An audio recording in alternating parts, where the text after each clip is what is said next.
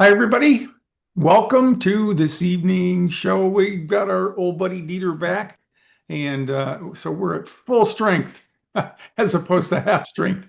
So, welcome. And this last night before our Thanksgiving holidays down here in the States, you guys had yours last month, right, Dieter? You have, Yeah, ours is in it was on October 12th, 13th that weekend. Yeah, okay. Well, we're glad you're here tonight. I'm not going to take too long tonight. We always will answer your questions and as they might come in. I've been doing coaching sessions, and so I know that this is getting down to where some of you are flying for the first time, and some of you, at least by the time you got to me, had pretty much run out of time. So I thought we'll just try to take a whack at what do you do when you don't have that much time to prepare. So let me just share the slides here and give you an idea as to some ideas as to what you can do. As soon as I get this up there. Okay, with any luck, you're looking at the There we two go. there. Okay. So again, welcome everybody, whether you're joining us from your living room, your office, or anywhere where it gives you a little peace before you try to get out there and start flying. We're glad to have you. And tonight we're going to dive into a topic that's close to home for a lot of you all. I know when you, like I said, when you come to me, you get a plane ticket and you were hoping things that were going to be better somehow, and they just didn't work out that way. So, uh, and you left thinking, wait, am I supposed to be ready for this? And it might be a family emergency, it might be work, or it might just be a long planned holiday trip that just kind of sneaked up on you. So sometimes you get caught by your kids and your spouse saying, "Hey, Dad, we want you to go with us this time. So how about getting on the airplane?" And what I want to leave you with tonight, hopefully, is that a short notice flight doesn't mean that you're unprepared. It just means that you're using a different set of tools.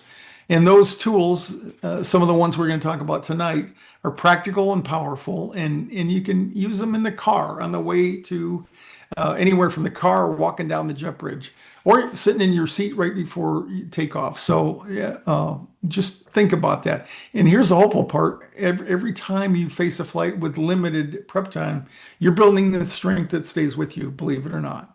So like I said, like we often say, the worst thing you can do is not complete your flight. So you're proving yourself step by step each time you fly, and so right now, I just invite you to take a deep breath, settle in, and give yourself credit for showing up tonight. And we'll take a walk through this together.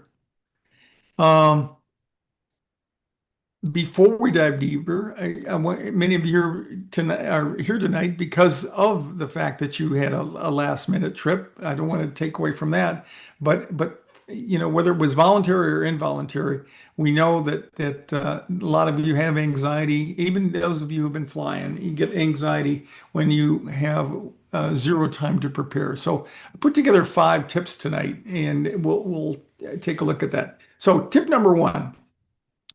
When you're left with zero time, it might be this might be the single most powerful thing that I mentioned tonight. And we imagine that moment when the anxiety first starts. And maybe it's when you're walking down the jet bridge or the jetway. Maybe you're settling in your seat, or maybe you're at cruising altitude, and suddenly your anxiety starts running away with you. And you know what that feels like.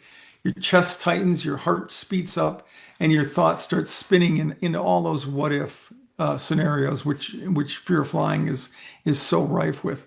And this is where you have to interrupt the panic loop immediately, not in 2 minutes, not after you've examined the fear, but right now. And one of our Fearless Flight Live students explained it perfectly. She said, her anxiety, when it begins to rise, she would literally tell herself, nope, not going there. And and I know it may sound corny to many of you or unbelievable. It's not in the woo-woo realm of just saying an affirmation and hoping it works out for you. It's saying it and really believing it. And this is the first thing. You've got to do what it talks about in the screen here is cognitive redirection and distance self-talk, and an example from our classes here. This is a key. And what she does is she redirects her mind to something right away. It might be a memory. It might be something that she's thinking about as a reason for making this trip. It could be a story that you've come to be very familiar with.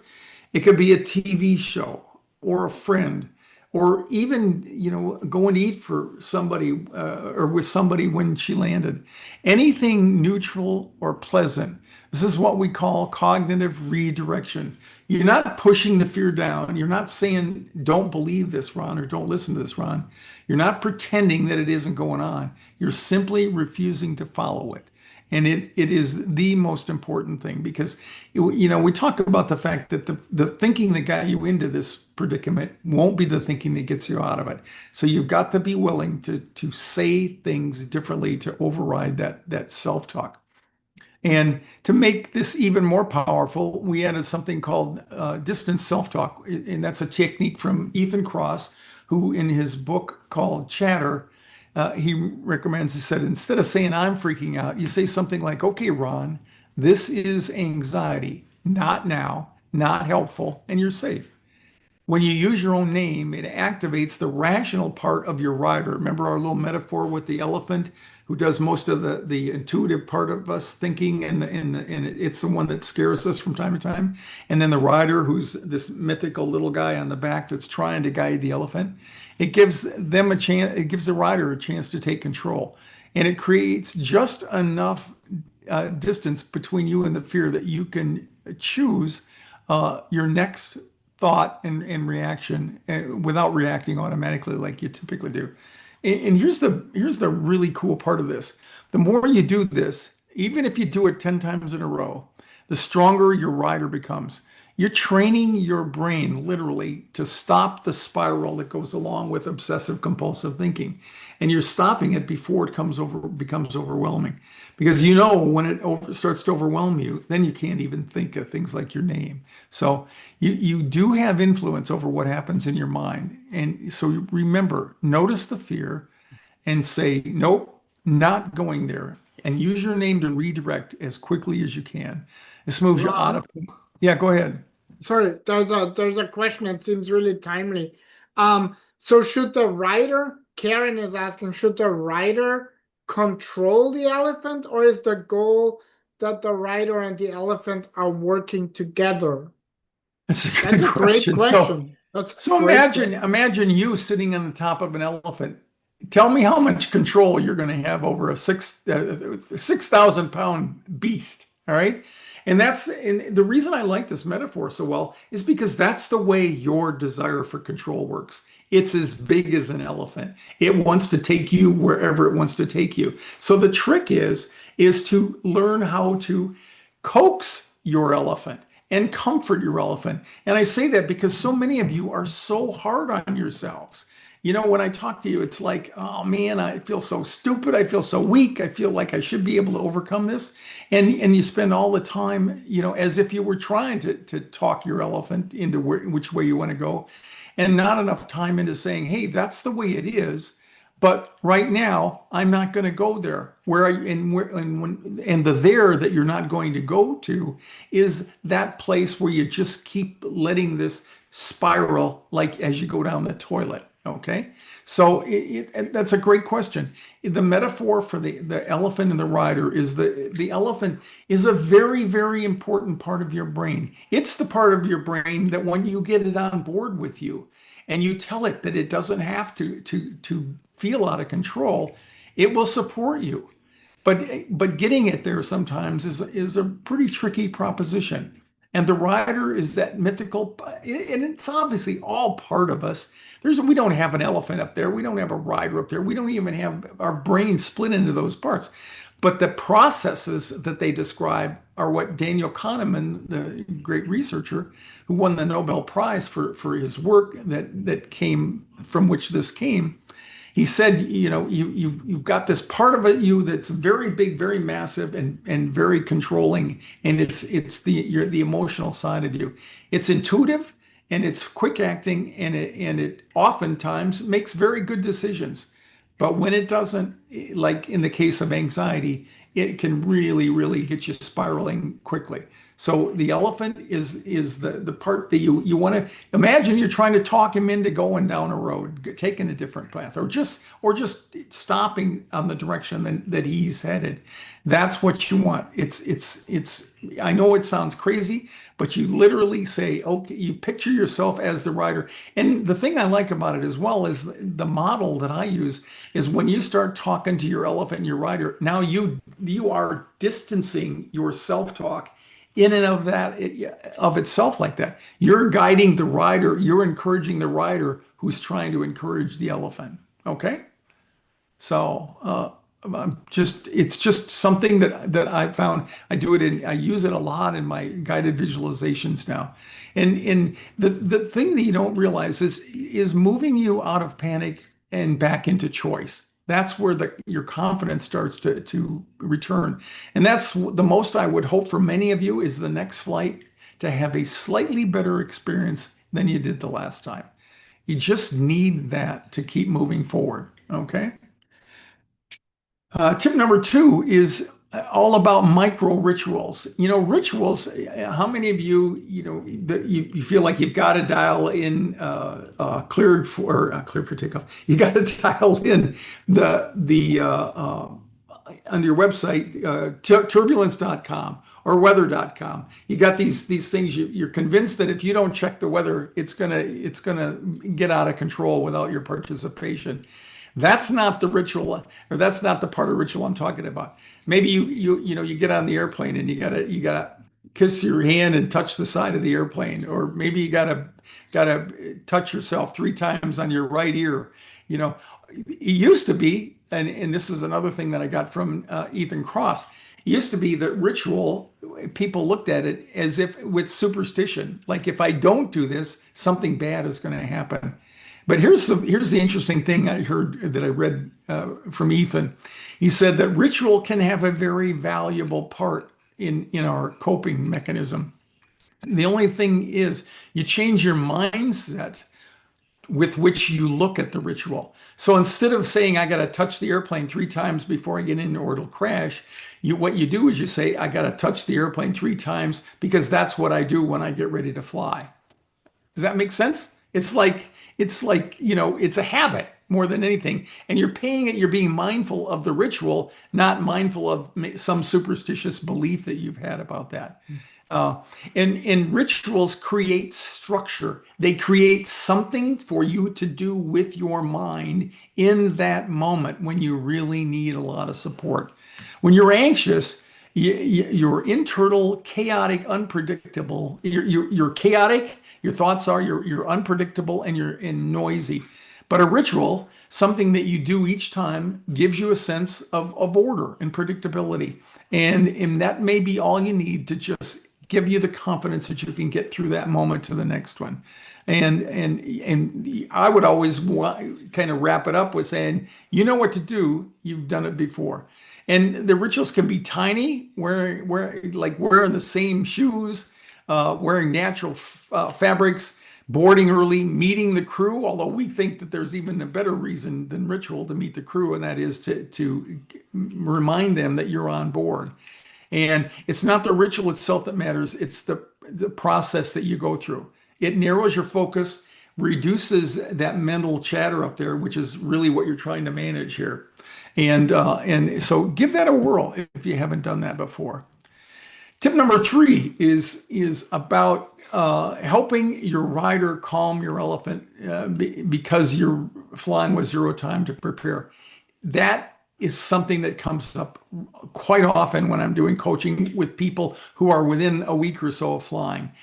One of the things that starts up is, oh my God, it's almost here. I don't have much time, and it's like trying to avoid going to the dentist. And so number 3 is about helping your rider calm that because you don't have that much time. Your brain often jumps in loud and fast, and your elephant reacts, or his reaction can even complete a thought. And that's okay, that's its job. But this is where your rider, the rational thinking part of your mind, steps in and says, hold on, let's look at the whole picture. And one of the most effective ways to settle that emotional surge by yourself is real, concrete aviation facts, not opinions, not scary stories out of the news, but facts. And here's one that this came from my client the other day, but it's one that we talk about often. She thinks that, oh, what, I'm going to crash on this flight. And what she forgets and now reminds herself is every single day there's over 100,000 flights in the world in commercial aviation, takeoff and land. And think about that. While one story might make the news, tens of thousands of flights around the world are happening quietly, uneventfully, just like they're supposed to. And your elephant, once again, it focuses on the dramatic, where your rider has the ability, it's that logical part of you, to focus on the actual probabilities. And another one in this same realm is like turbulence feels scary, but it's not dangerous. It's annoying as hell, but it's not dangerous. And so that's something you may have to literally remind yourself up when you get into some turbulences. Just remind yourself it feels scary, but it's not dangerous. Okay. That's what we do training for. Airplanes are engineered to handle anything beyond what we'll ever feel in there. And so that's how we don't ignore the sensation of turbulence per se, but we react to it and we respond to it in a different way, and we just put it out of our mind and saying, that's the way it is sometimes. And the airplane's doing exactly what it's supposed to do. And that's one of the reasons why we train for thousands of hours in simulators, so that we can learn to assimilate some of the sights, the sounds, and the sensations that you and other people like you are altogether unfamiliar with. So remember, rebalance your elephant with facts, and take a look and find some statistics that are helpful to you. Tip number 4 is, it may sound obvious, but just make yourself comfortable. All right. And I don't care how much you've convinced yourself that you need to have an aisle seat halfway back in the airplane, or whatever. But if that's what makes you comfortable for the next flight, then go for it. All right. Because the tip number 4 is about creating comfort. Because with little or no time to prepare, your environment becomes one of the strongest tools to help you stay grounded. So the big idea is that comfort reduces unnecessary triggers. The more comfortable you are, I guess the ultimate would be if you fall asleep, the less you're impacted by triggers that happen time and again. And when you're anxious, the smallest things can feel 10 times bigger. A space, a loud noise, or a crowded boarding area. Any one of these can crank your anxiety up a notch. So the goal is to remove as many of these things as possible. And one of the simplest ways to do that is by choosing an aisle seat for some of you, or a window seat for others.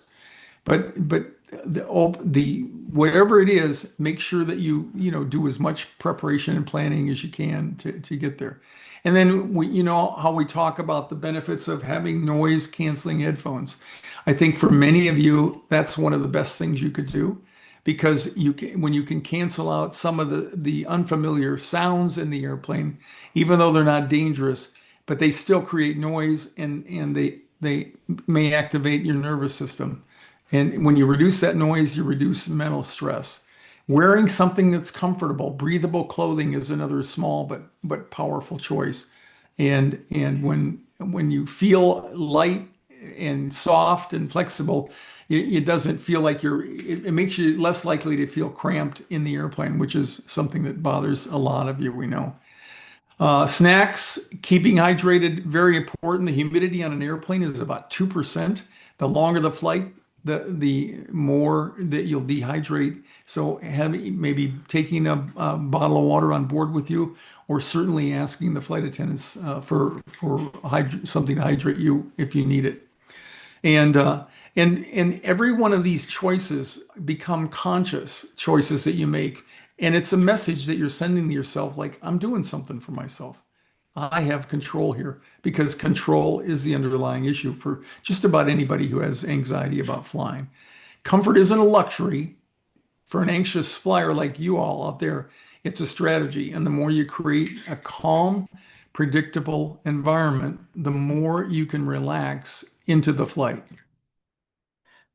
And the last one, it brings us back to the most important one. I've talked about the elephant and the rider before, but it is the one of the model is really important because it explains what's happening when your anxiety shows up quickly and intensely. Your elephant represents that emotional part of your brain, and this is to say that, or not to say that you don't have, that the feelings aren't real. I know they're real. I know you feel just really uncomfortable sometimes, but it's the feelings and the biology that are triggering and supporting that. And to think of your mind, as part of your mind is just this elephant up there that's constantly on guard for anything new and potentially dangerous, is helpful to once again distance yourself from that part of your brain that's doing that, and helping you to learn that your elephant can't tell the difference, for example, between turbulence at 35,000 feet and a tiger in the bushes. It reacts to anything uncertain. And that's why, or this is where your rider comes in, because the rider is the rational thinking part of your brain. We all have one. And the problem with anxiety is it becomes diminished and pushed off to the side by the powerful sensations and feelings that the elephant reminds you of. And again, a practical reminder of this is that pilots are highly trained, and turbulence, for example, is something that we encounter routinely every day. And for you, some of you, turbulence out there is probably one of the most difficult triggers to deal with. The elephant provides the power ultimately to keep you on the right path, but you need the rider to help guide him until he gets to that level of confidence. And the fact is, you need both of them. You'd be a very, very shallow individual if you didn't have a highly functional elephant and rider in that. So instead of freaking out in the middle of a flight, you want to remind yourself, okay, Ron, your elephant is scared right now, but your rider is safe. And can you hear the difference in that? One keeps you inside the fear, and the other positions you above the fear or outside of the fear, guiding it. And when we talk about distant self-talk just a little while ago, about talking to yourself in the third person, it can accelerate or aggravate, not aggravate, but enhance that experience, and feel like your rider is putting a gentle hand on the elephant's shoulder, steadying it, calming it, and leading it forward. And this tip isn't about eliminating fear. That's a misconception that a lot of people have. It's about building an internal partnership or relationship between your elephant and your rider, where your elephant learns to trust that logical part of you that all of you have, and many of you describe that to me like, I know it's not logical that thinking about airplanes so likely to crash, but it's the part of you that gets overridden by the elephant. So this is a thing to help you regain balance, and that's how your confidence grows, and that's how you get through a flight even when you have zero time to prepare. Okay. All right. I feel like I'm doing all the talking, Peter. We gotta do something to give me some relief here. I'm tired of listening to myself a little bit.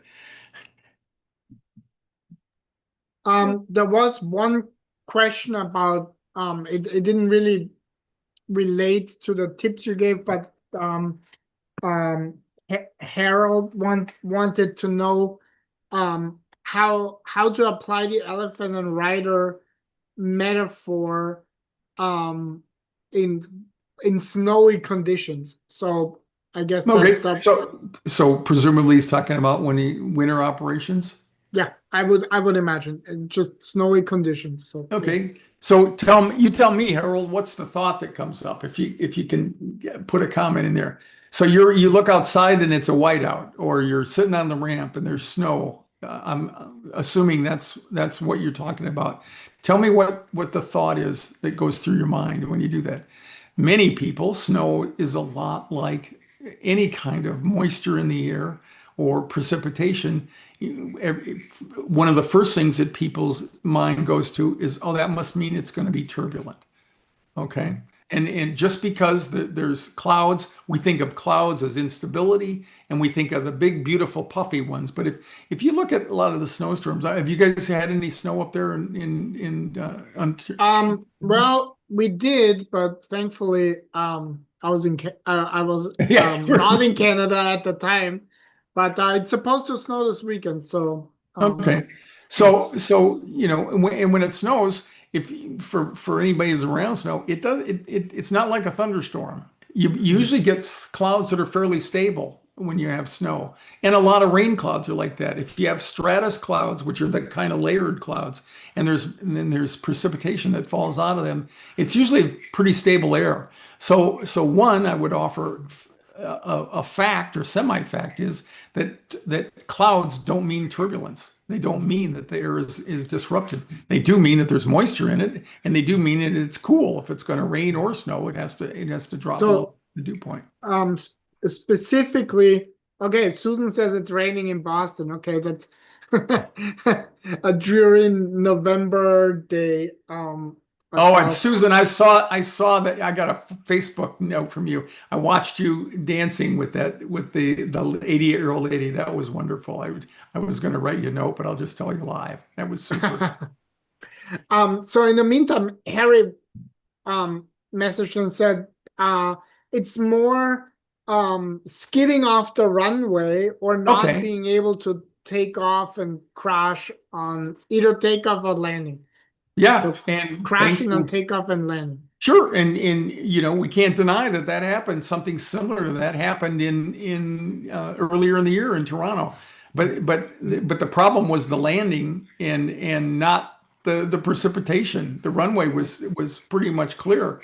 So, Yeah. but I mean, it makes sense if you and like so many things, the only thing Harold probably has to compare it to is driving in an automobile. And when you drive in an automobile, they don't say you can't go out on the runway until we get it completely cleared. You can drive on slippery pavement. But the reality is when we're flying, yeah, that we can get snow that can pack on the runway and whatnot. But the best thing we have is that you don't have in a car is we have aerodynamic control. We can keep the airplane going down the runway in the direction we want to until it gets down to about 50 miles an hour. That might not sound like much, but that's a lot of control in an airplane. So snow doesn't automatically imply that there's going to be snowy, icy runways. And we have standards to that. That we have people that go out there in vehicles and measure how slippery the runway is. And when it gets too slippery, they close the airport until they can either remove all of the contaminant or it naturally dries off or clears off. So. Also, I just looked it up. There was a question about how many flights annually.